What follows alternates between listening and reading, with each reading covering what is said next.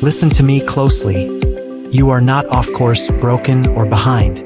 You are ascending. It just doesn't always feel like it because the climb isn't a neat escalator. It's a staircase built one step at a time under your feet by your choices. I want you to picture your life as a ladder that disappears into the clouds.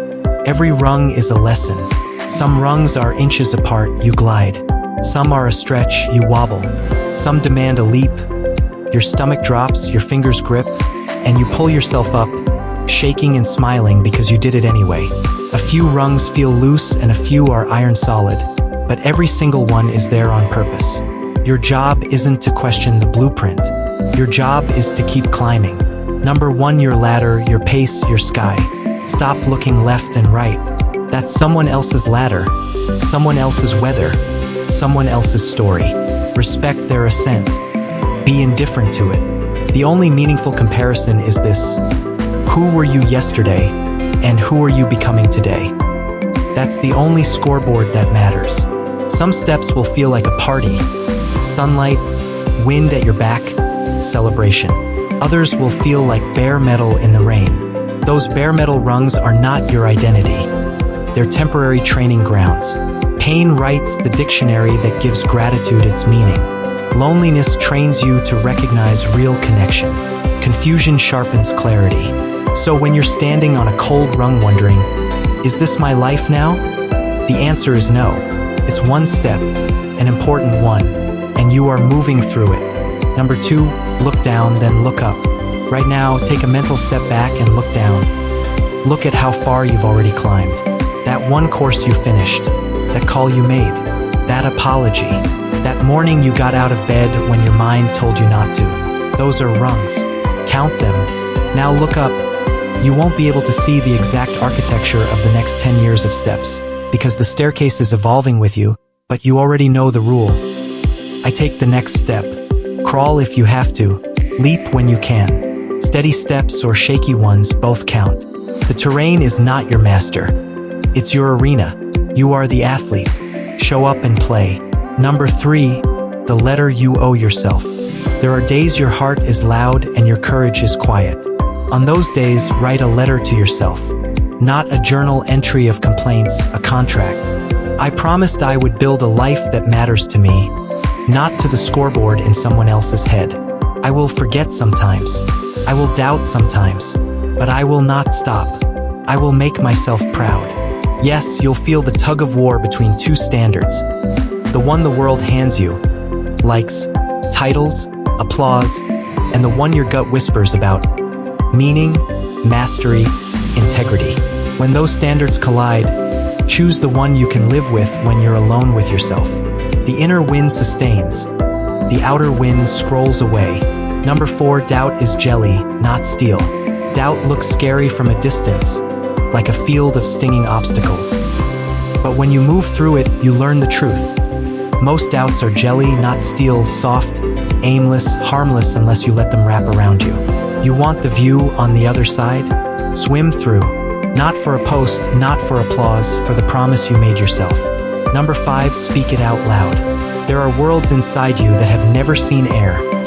Ideas you've never said, asks you've never made, invitations you've never extended. The most tragic cemetery on earth is the drawer of unsent drafts. Businesses never pitched, songs never sung, apologies never offered, boundaries never spoken.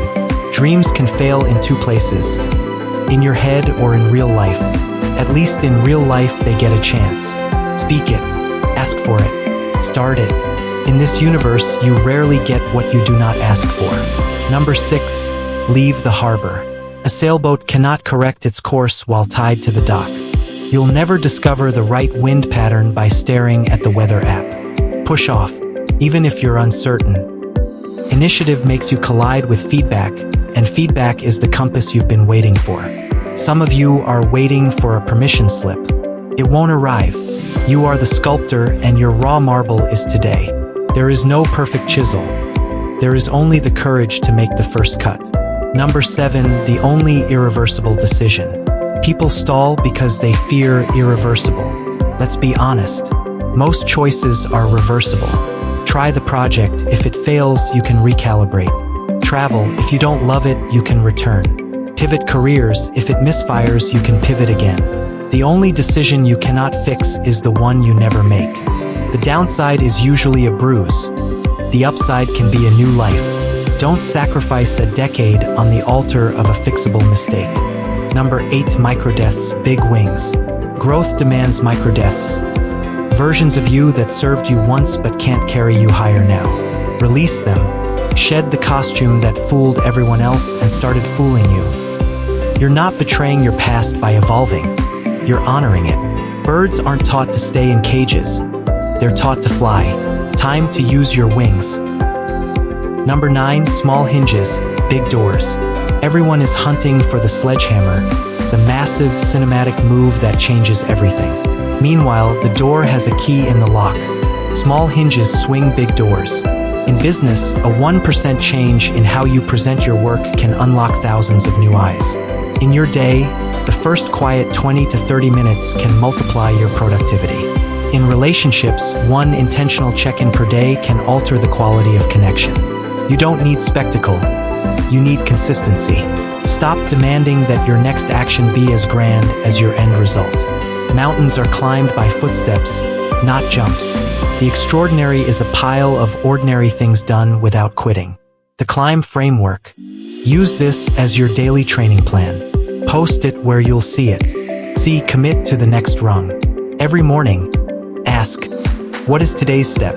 Make it so small it's laughable, then do it. 5 cold outreach messages. 15 minutes of practice. 1 tough conversation. Momentum mood. Limit comparison. 2 minutes to admire others. Lifetime to build yourself. Cured inputs. Follow accounts that teach you, not tempt you to hate your own path. Am I improving my average day? That's your metric. I iterate in public. Don't wait for perfect. Publish, present, press send. Then improve. Treat each attempt like a version number. Version 1.1, version 1.2, version 1.3. Progress by iteration, not imagination. Make micro-habits non-negotiable. Stack tiny, high-leverage behaviors. 10 minutes of morning stillness, paper plus pen. What matters today? 20 minutes of skill practice, deliberate, focused, measurable. 5 minutes of outreach, relationships compound. 10-minute evening audit, what worked? What will I adjust? Small hinges, big doors. Build resilience rituals. When you wobble, and you will use pre-chosen scripts. This feels hard because I'm growing. 1 step is enough today. Data, not drama. What does the reality say?